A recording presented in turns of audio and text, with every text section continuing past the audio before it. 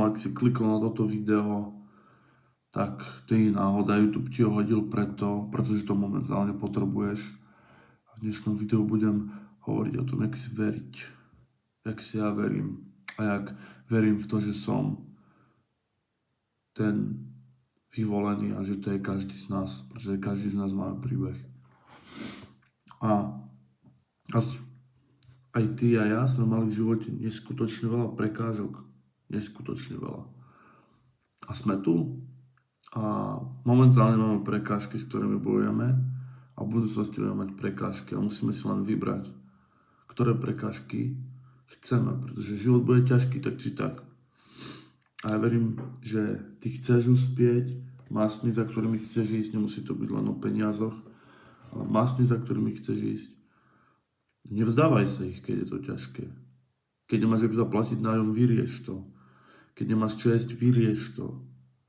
Keď nemáš jak prepravovať, nemáš auto, vyrieš to. Nájdi riešenie.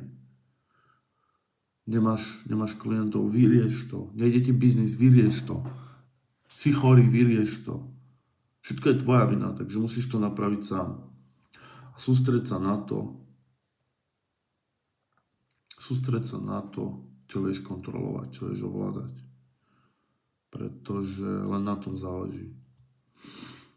Ja totižto veľakrát som sa snažil, alebo ma ovplyvňovalo niečo, čo sa nedá proste ovládať. A to je, čo ti druhý človek povie na to, čo robíš. Nejaká tak zbytočná kritika, ľudia, ktorí sa ti budú smiať. A žiadna sebadôvera, žiadne sebavedomie. To sú všetko veci, ktorými som si prešiel. A bojujem s nimi dodnes, samozrejme, ale som na tom oveľa lepšie. A verím, že aj ty máš problémy, ktoré treba vyriešiť a treba s nimi bojovať. Až kým ich neprekonáš. Pretože iba tak sa dostaneme z toho bodu A do bodu B. A musíš sa spýtať seba otázku. A tá jedna otázka je, prečo to všetko robím.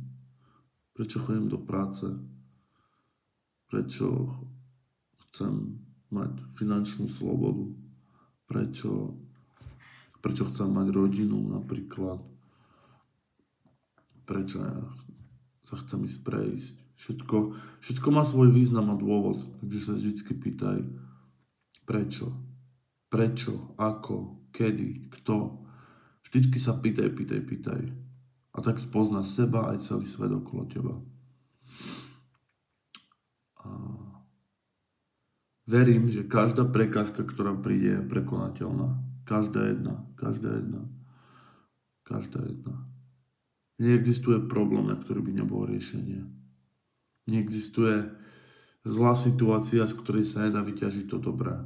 Pretože vždycky mám minimálne to ponaučenie. To je základ.